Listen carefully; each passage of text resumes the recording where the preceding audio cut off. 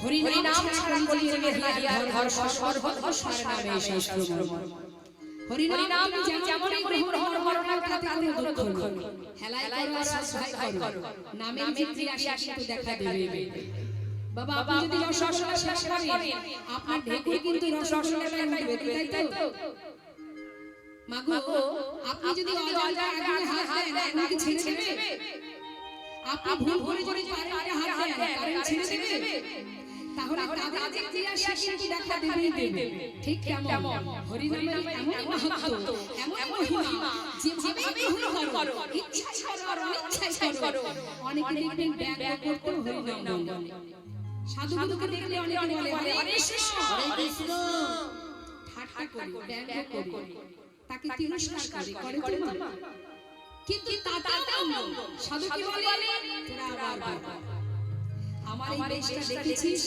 তাই তোরা একবার হরে কৃষ্ণ বলেছিস হ্যাঁ যদি বেশটা একটু সাধারণ থেকে দেখে কেউ জয় নিতাই ব্যঙ্গ করবে সাধু বেশ দেখেছি বলেই ব্যঙ্গ করেছে কিন্তু এই ব্যঙ্গ করার কারণে যদি তার কৃষ্ণ নাম উচ্চারণ হয় এটা তার মঙ্গল এটা শাস্ত্রে বলে হেলায় সিদ্ধ হয় যে নাম নয় ক্রমে কৃষ্ণ ভক্তির হয় উপজয় কৃষ্ণ দালিতে যদি কেউ করে কৃষ্ণ নাম উচ্চারণ সেই নাম হয় তার মুক্তির উপায় যেভাবে বলে কেন নামের এমন মহিমা নাম শুনতে শুনতে কত হিন্দু কত মুসলমান কত জীব পাগল হয়ে গেল আর আমরা তো সাধারণ মানুষ তাই এই নাম শ্রবণ করলে বদলে বললে এবার আমরা কি জানবো নাম শুনলে কি উপকার নাম যদি কেউ বলতে না পারে যারা সাক্ষী নেই যারা কথা বলতে পারে এমন বনের পশু যারা কৃষ্ণ বলতে পারে না বলবার শক্তি তাদের নেই কিন্তু শ্রবণ করলে মঙ্গল তো এটা আমার কথা নয় যে ভাব বলেছেন আমি তার কথাটা শেষে শুনবো হ্যাঁ এবার শুনি আমরা যে নাম শ্রবণ করলে কি উপকার কি শুনবো শ্রী গৌরাঙ্গের মধুরী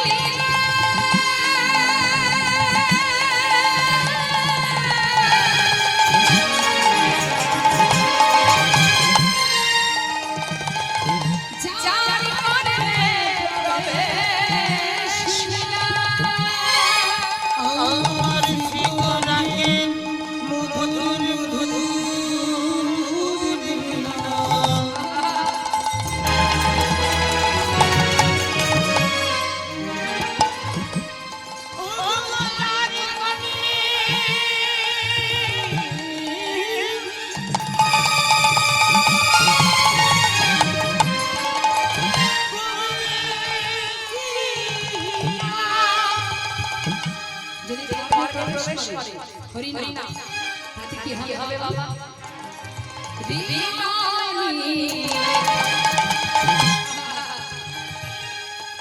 এই রানী রে বলে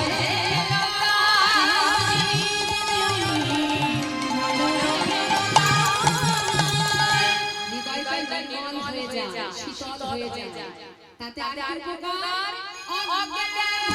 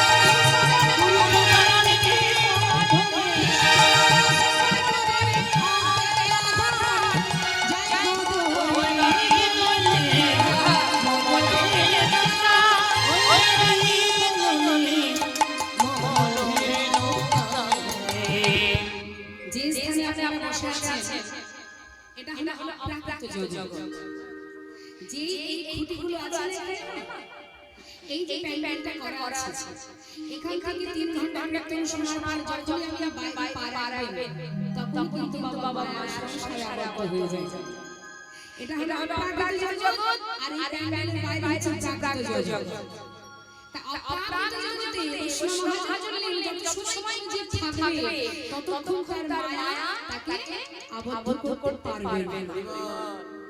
মায়া পিশাচে দূরে সরে যাবে, কিন্তু বৈষ্ণব মহাজনের নাম শ্রবণ করলে যদি এমন উপকার হয়, নাম গাইলে কি উপকার হবে? আপনারা নিশ্চয়ই হরি হরি সকলে জানেন, কি জানেন তো? তাহলে আমরা সঙ্গে একটু গাই। হরি নাম হচ্ছে সংকীর্তন, সকলে একসাথে গাওয়া হয়। আর কীর্তন যেটা একই বলা হয় সবাই শোনে, 10 শোনে। আর হরি নাম যার নাম হরি নাম সংকীর্তন অর্থাৎ সকলে একসঙ্গে উচ্চস্বরে গাওয়া হয়। তা হরি নাম আমি একা করব না, আজকে এই সুযোগে আপনাদের এই হরি বাসর আজ আমরা সবাই একসঙ্গে প্রাণ ভরে প্রভুর চরণে নিবেদন করে একবার মহামন্ত্র জপ করব। হ্যাঁ, দেখি হাত তুলুন সকলে। বাহ, খুব সুন্দর। দূরে অন্ধকারে মায়েরা বসে আছে, মনে মনে ভাবছি তুমি আমাকে দেখতে পাচ্ছ না।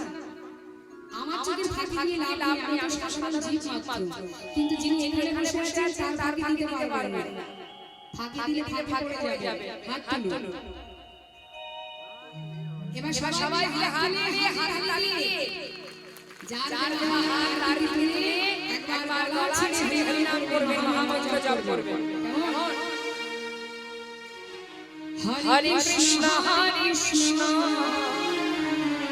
কৃষ্ণ কৃষ্ণ হরে হরে। শুনে নিন, আমার সাথে আপনারা গাইবেন। তালে হাত তুলে হরে রাম হরে রাম রাম রাম হরে হরে, হরে কৃষ্ণ কৃষ্ণ কৃষ্ণ।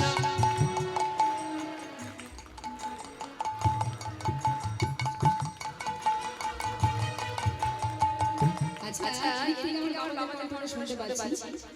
মায়ের কি হলো? হ্যাঁ, ঝগড়া করার সময় বলা যায় না।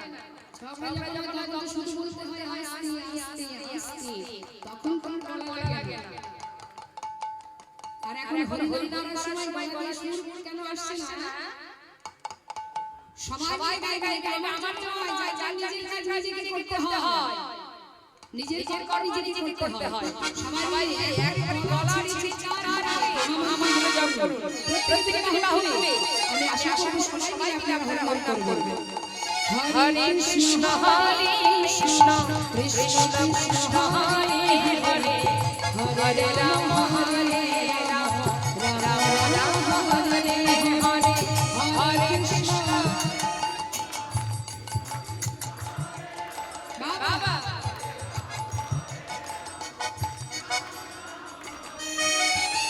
হরে কৃষ্ণ কৃষ্ণ কৃষ্ণ কৃষ্ণ হরে হরে, হরে রাম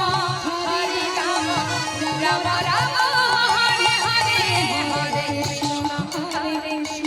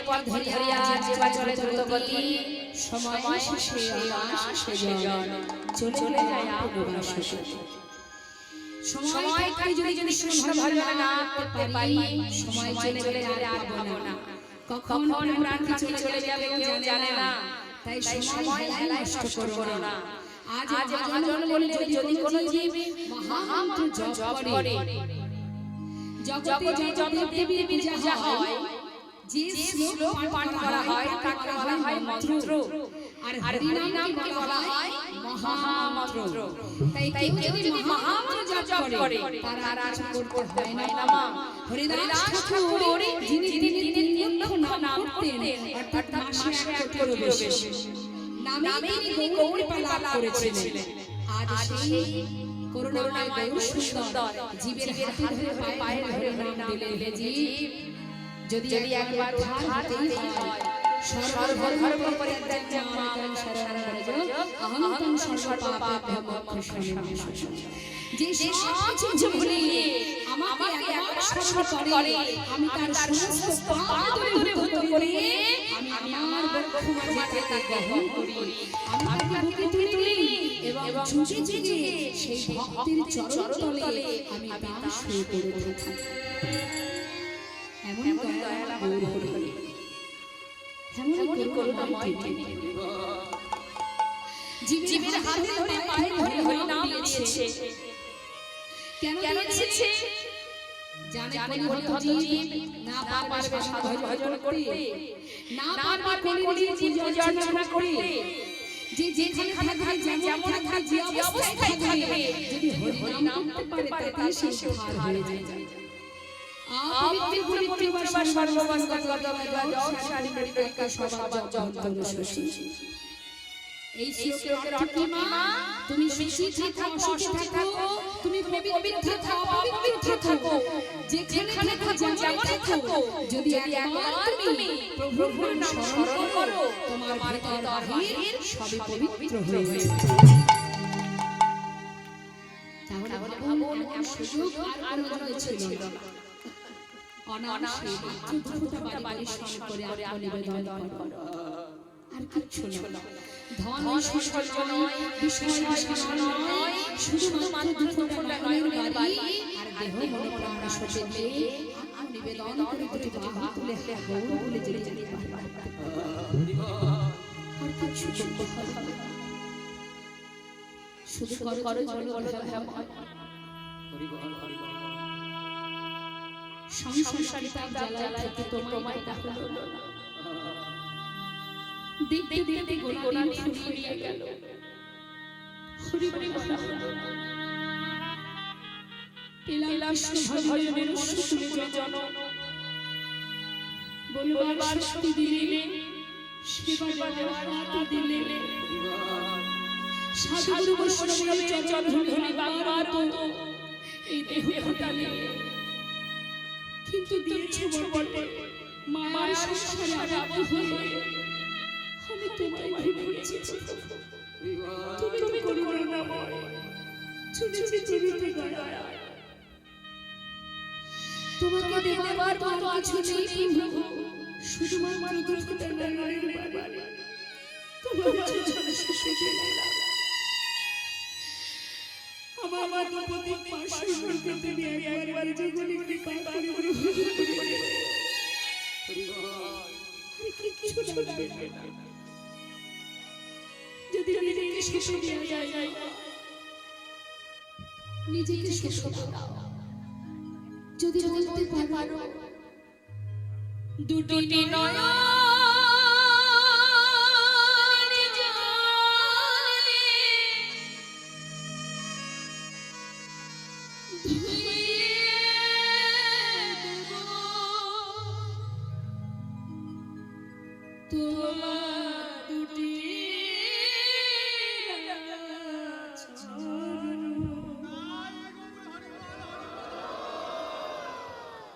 তুমি করিও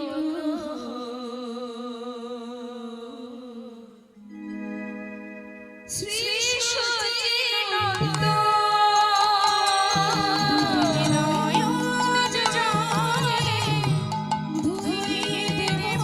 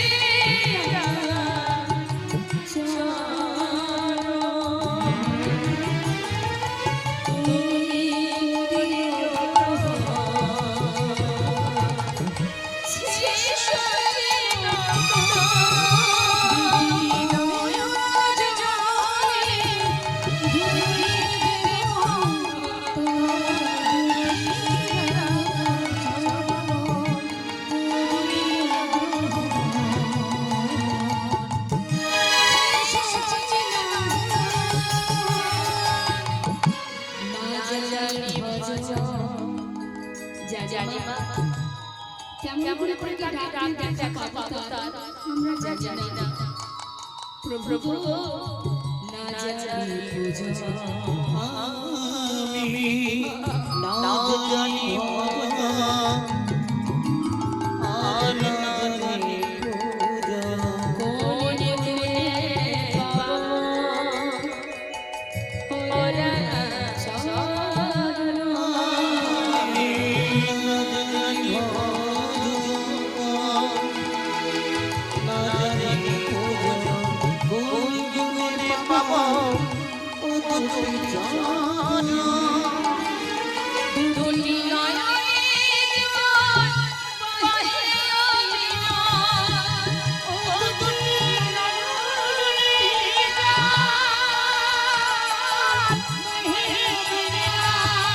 না না না বাবা গো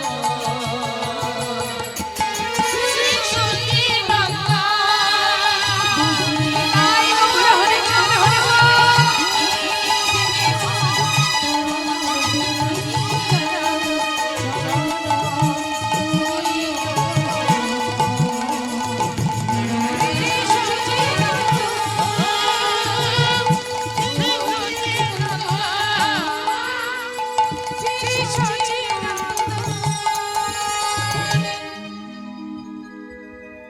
ভগবান যুগ যুগ ধরে ডাকা হবে না, ডাক মতো যদি কেউ একবার ডাকতে পারে আর সেই ভক্তির ডাক যদি আমার মনে একবার পৌঁছায় সারা জীবন ডাকতে হবে না।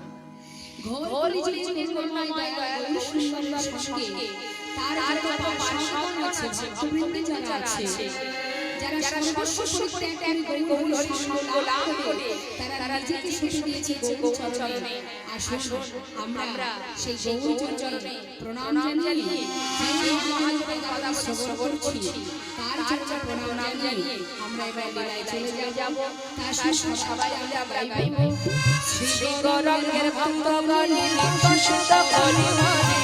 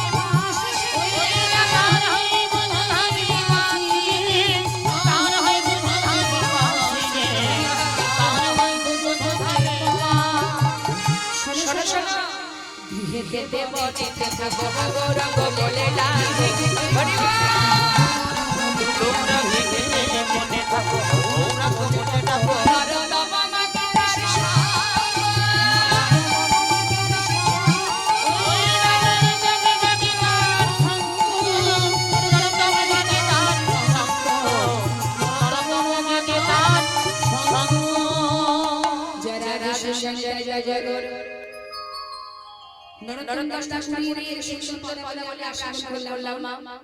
এই নরোত্তম দাস ঠাকুরের ঘর বাংলাদেশে পদ্মা নদীর ধারে দোল পূর্ণিমার রাতে এই নরোত্তম দাস ঠাকুর সর্বপ্রথম কীর্তন করেছিলেন।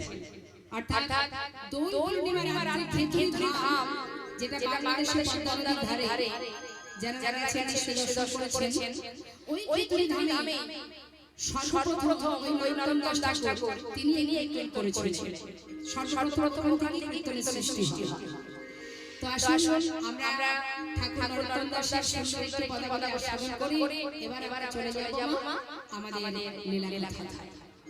তা চলে যাই লীলা কথায় যাব আহুতি ধরি ধরি করে আচ্ছা দেখুন নবদ্বীপ ধামে গৌর দর্শনে কে আছে হাত তুলে দেখা গিয়েছেন নবদ্বীপ।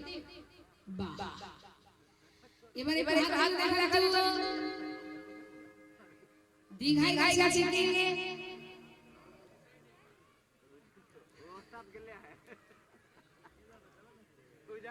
বৃন্দাবনে গেছে আজকে একবার হাত তুলে দেখা রাধে শ্যাম রাধে শ্যাম। তাহলে দেখা যাচ্ছে নবদ্বীপ ধামে অনেক বেশি ভক্তরাই রয়েছে। যাক ভালো লাগলো। তাহলে চলে যাই এই মুহূর্তে আমরা বাবা নবদ্বীপে লীলা সাধনা প্রবেশ করব।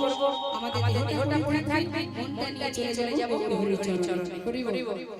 সবাই মিলে বাহু তুলে একবার গাইবো। এক গানে আর এক গানে লিখেছে জানি সজনী।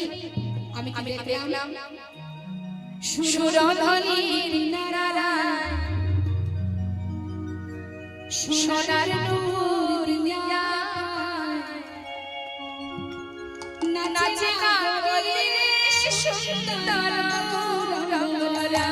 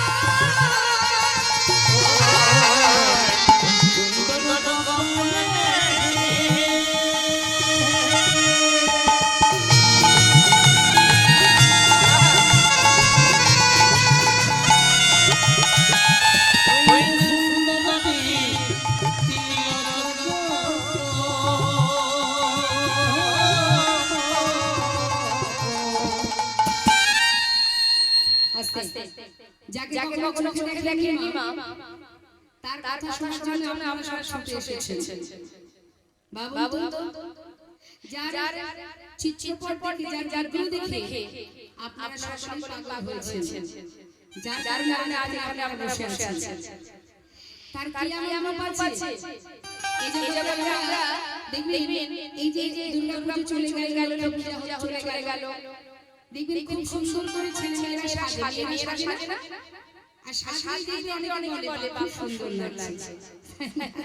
তার মানে সাজলে সুন্দর, না সাজলে একবার জল দিয়ে ফেললে আর যাতা। তার মানে এটাকে সুন্দর বলা যাবে না, সুন্দর তো সেটাই যার আগে দামি বসন নেই, দামি অলংকার নেই, শুধু ললাটে আছে একটা তিলক। যার দেখে ত্রিভুবন ঘুরে যায় সে তো সুন্দর হতো সুন্দরতম। তাই মহাজন বললেন সেটাই যাকে দেখে আর চোখ ফেরানো যায় না। কি আছে ললাটে একটা তিলক আছে, প্রভু গায় দামি গহনা আছে, দামি অলংকার আছে, দামি বসন আছে। দেখো সুন্দর একখানে বাবা বলে যায় নগরী গো সুন্দর গৌরঙ্গরা। ওই না সুরধনী নারায় সোনার নগরী গো সুন্দর গৌরঙ্গরা। হরি বল।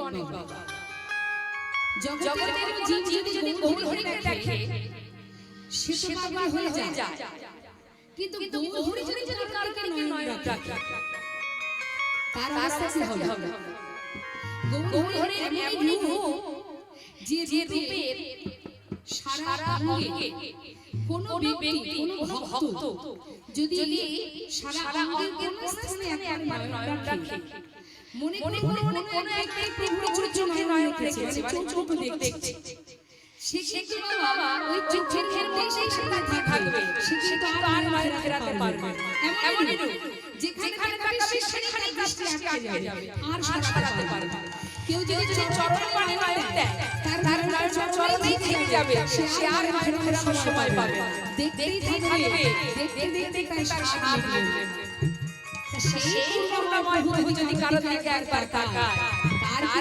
দশা হবে ও তার দেহ ছাইরা